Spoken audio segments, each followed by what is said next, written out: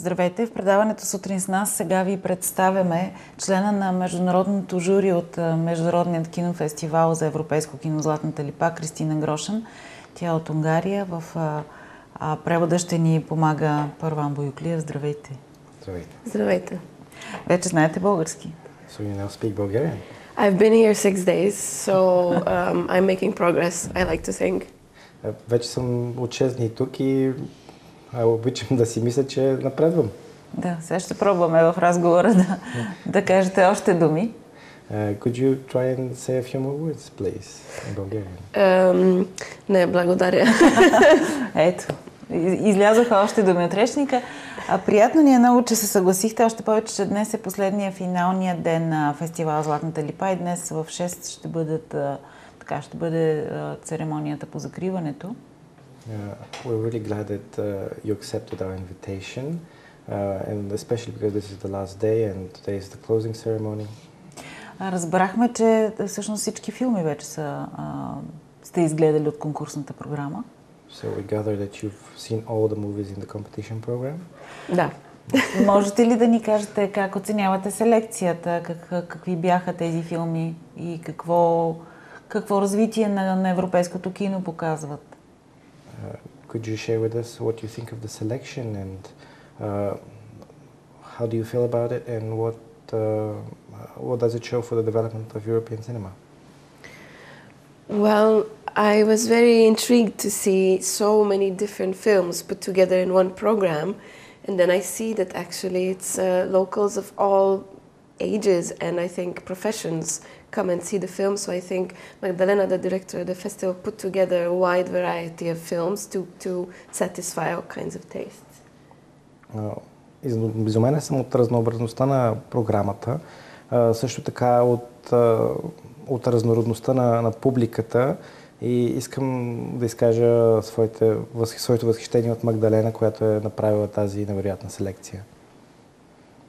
Какви са темите, които вълнуват вашите колеги през 2021 година от тази извадка, която видяхме на този фестивал? So what would you say were the themes that excite your colleagues in the film industry, judging by the selection? That's a good question. I think the jury appreciated good performances, originality,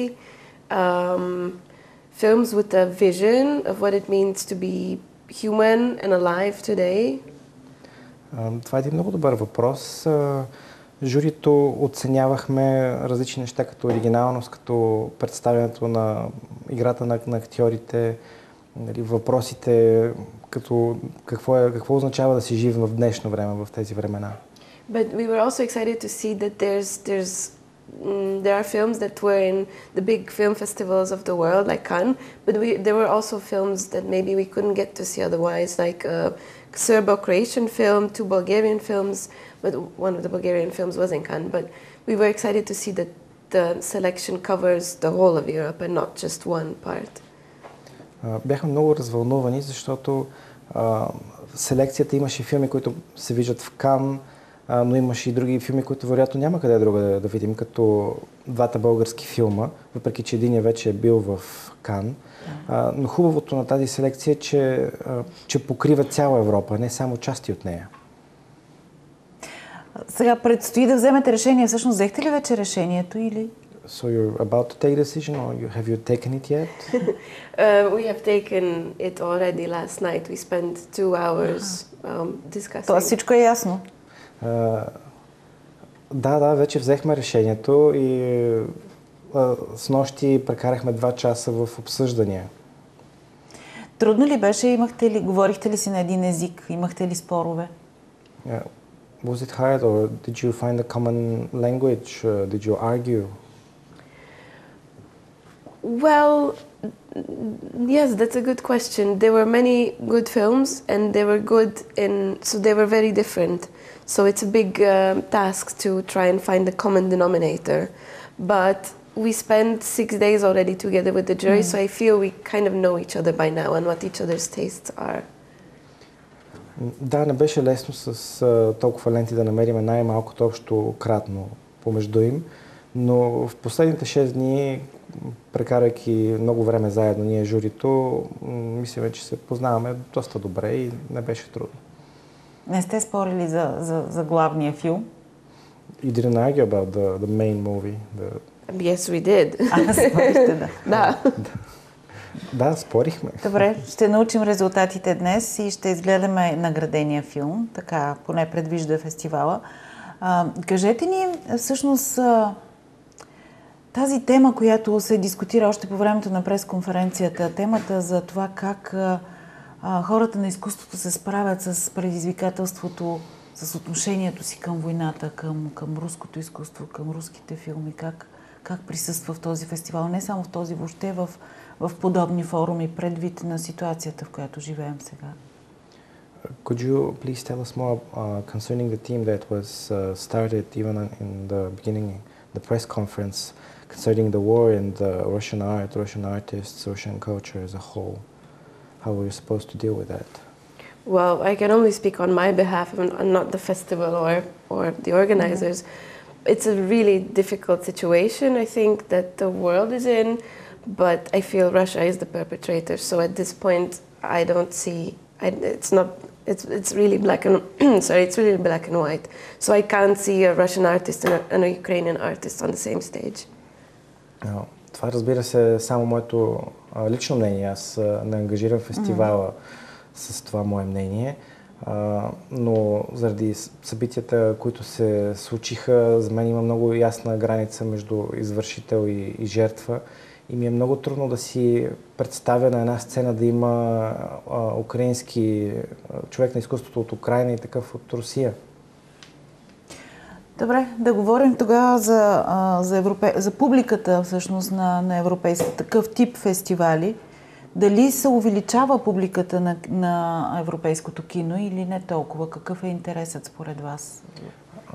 Let's speak about the audience then. Do you believe that the people that want to see such movies, the number of people, is it growing or is it shrinking? What's the trend, do you think? In Stara Zagora or overall? И въобще, и в Стара Загора, и въобще. Both in Stara Zagora and in и the в Унгария, да кажем. Вие сте от Унгария. Say Hungary, for example. Well, I think thanks to COVID, cinema visit numbers are going down. But always when there's a festival, it attracts attention to itself, the cinema. So people start going more. Благодарение на COVID, благодарение не е точната дума, но благодарение на тази пандемия се смъкнаха числата, но и в последно време има и увеличение. But I've seen now in Stara Zagora at the festival that there were people who came to watch one film, stayed in the cinema, the film ended, stayed in the cinema and waited for the next one. And the jury had to see all these films, but we started to get to know familiar faces. Това, което забелязах обаче е, че в киното идва един човек, гледа един филм, остава и за следващия и ние като жури сме задължени да видим всички филми. Но с течение на времето почнахме да виждаме познати лица. Ставаме едно семейство, тези, които гледаме редовно. So, when we go very often to the cinema, we become a family. Yeah. Познаваме се вече. We know each other. Yes, that's a nice way of putting it.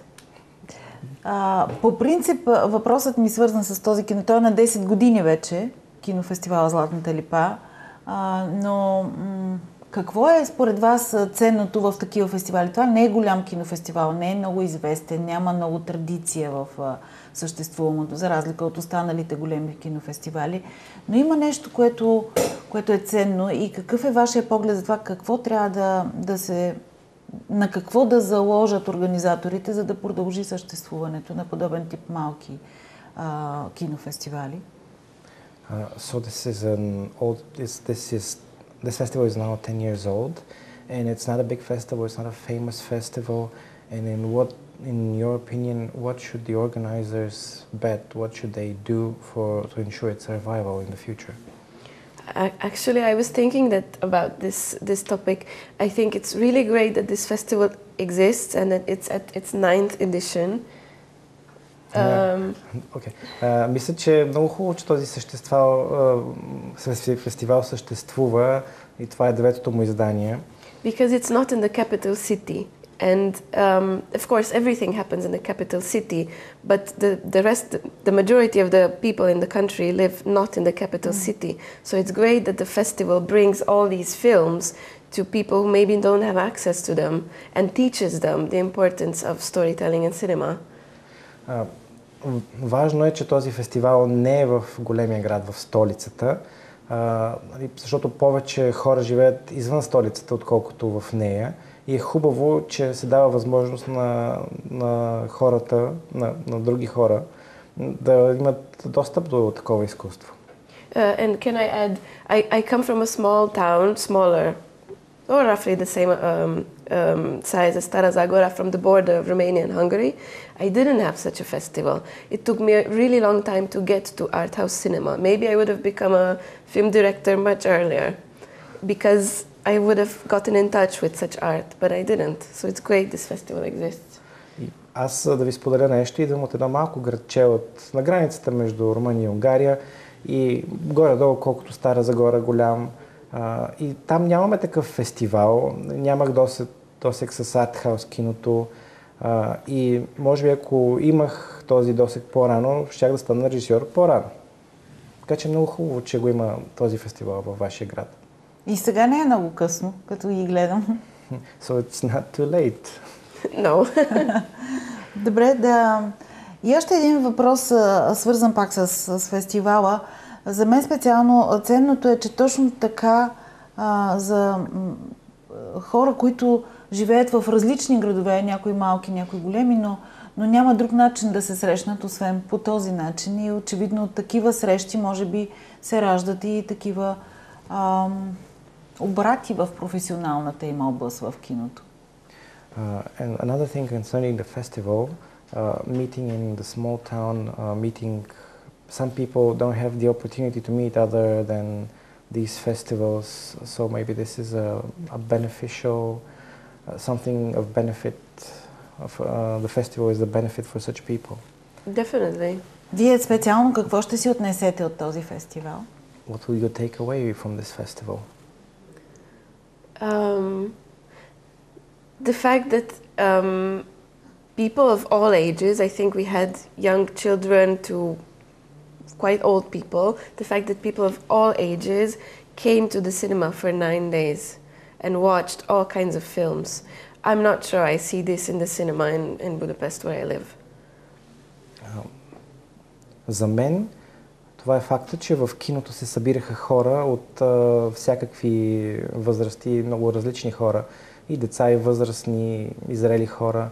И не съм сигурен, че това нещо го има в кината в Будапеща. Така че това е нещото за мен. Да поговорим още малко за вас. Could you say can we have a few more words about yourself? Как попаднахте на този фестивал, на Златната липа? How did you end up at the festival? That's a good question. I think the director of the festival is in touch with the film centers from all over Europe. So I think she asked the Hungarian Film Institute whom they recommend. And I have a film that was released at Sarajevo Film Festival last year. It premiered there. It was in cinemas for 4 months and now I'm traveling with it, so I think they recommended me. Това е много добър въпрос и бих казала, струва ми се, че директора на фестивала, тя поддържа връзка с различните филмови центрове. Тя се свърза с унгарския филмов център, попита кого биха препоръчали и в крайна сметка те посочиха мен. И ето ви в Стара Загора. And here you are in Стара Загора. Да. Кажете ни, едно от хубавите неща на това издание специално е, че имаше представители на унгарското кино. За мен лично, пък и в България не може много често, т.е. въобще извън фестивалите няма как да видим унгарско кино, което не е добре. В този смисъл искам да разкажа малко повече за вас. Вие представихте филм на фестивала.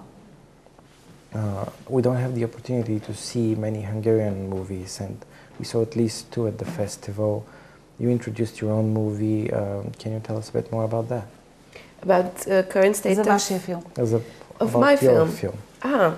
My film is a debut film. It's called Things Worth Weeping For, and it's roughly about reaching the age of 30 and feeling that we need to show what we've done so far. And in comparison to our parents, we seem like little children. Our parents had a car, a child, a real job, and we can't even decide what to do in the weekend. Така, моят филм е пълнометражен филм, моят дебютен филм, казва се "Неща, за които си струва да плачеш". И темата е за възрастта, когато ние станем на 30 и не можем някакси трябва да дадем отчет сякаш. Защото на същата възраст нашите родители са имали дете, кола и всякакви много повече неща от нас, много повече отговорности. А ние сякаш не можем дори да решим какво да правим през уикенда. Как избрахте темата? How did you pick the topic? Well, both me and the co-writer was actually also the main actress. We both felt that we were reaching the age of 30 and we felt more and more pressure from around us and from ourselves to look back and think of what we've achieved by this point. С главната актриса във филма, която е всъщност и мой съсценарист, заедно се приближаваме към тази възраст и усещахме вътрешното напрежение от нас и от обществото и от всякъде. But it's a comedy drama, so we like to look at the situation with self-irony and humor and laugh about it. Но това е трагикомедия и обичаме да гледаме на себе си с самоирония, нали, да можем да се надсмеем над някои от тези неща. Изненада ли ви с нещо реакцията на публиката сега по време на излъчването? Да, по време на филма, да. Were you surprised by the reactions of the audience during your screening? No, actually. It's good news for me as a director to travel throughout Europe with the film and realize that our topic, which we thought of in Hungarian for Hungarian reality, makes sense wherever we go, and I could see that the audience connects with it. Всъщност не се изненадах и за мен е хубаво, защото аз пътувам из цяла Европа, виждам много прожекции на този филм и е хубаво, че този филм, който е правен за нашата реалност в Унгария, намира отклик в сърцата на всякакви публики. Кажете ни от каква подкрепа има нужда такъв млад човек като вас и въобще хора, които се занимават с кино в днешни дни. Как се прави това в Унгария? Каква подкрепа ви се дава? Could you tell us more about the support that you as a young director and a film person you need for your professional development? What does the Hungarian state do? What's the situation in Hungary? Well, for example, this film, my debut film, was supported through a scheme aimed at first-time filmmakers. It's called Incubator, and it's a great thing because the competition is very big, but it's only people who are looking to make their first film. So it's aimed at helping you start. Моят филм получи финансиране през една схема, нещо като фонд, наречен Инкубатор. И понеже първи филм, всъщност целта на този фонд е да помага на хора, които правят първия си филм.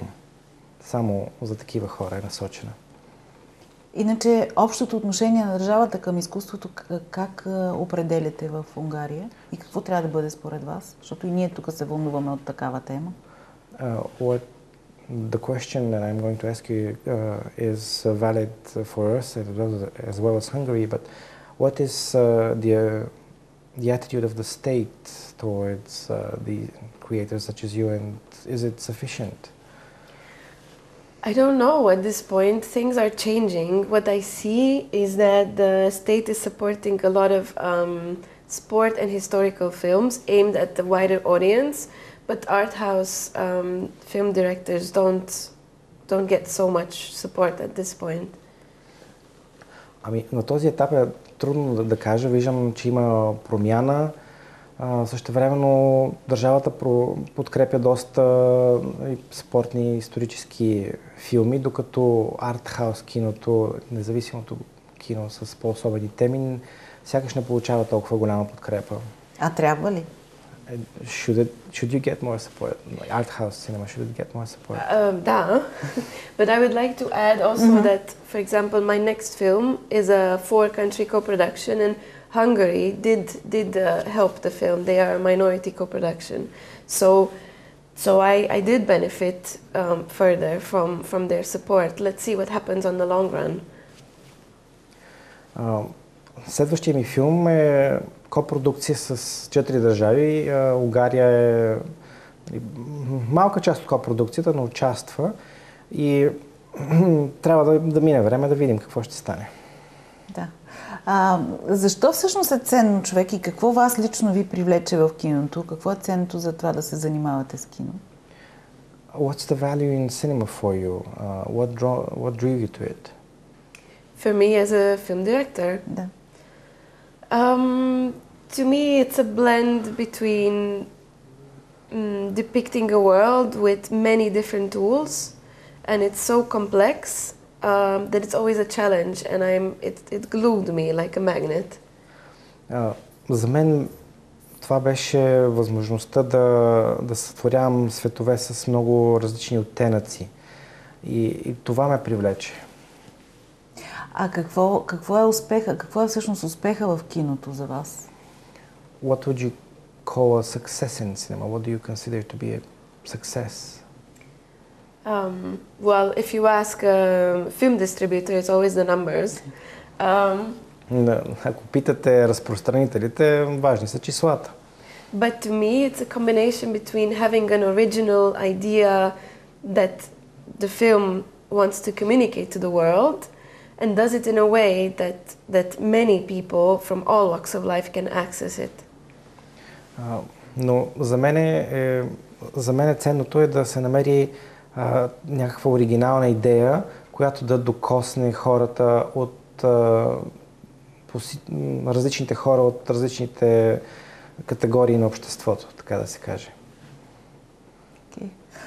И последен въпрос. Много хубаво започнахте с това как фестивала и въобще филмите дават отговори на въпроса какво е да се живее, може би в днешно време. Та и на вас да задам такъв въпрос. Какво е да се живее сега? So you started with a really good sentence of thought that what is the art of living? So I want to ask you the same. What do you think is, what does it mean to have a life? A life in film or a life in general? Въобще. In general. In general. I think trying to be a decent person while looking for your own path and staying true to it and do good around you. Ами, смятам, че е важно докато търсиш своя път, да запазиш човечността си, да бъдеш човек. Това е. So that's it. I think it's easy to say but complicated to do. Смятам, че е много лесно да се каже, но трудно да се направи. Много ви благодаря.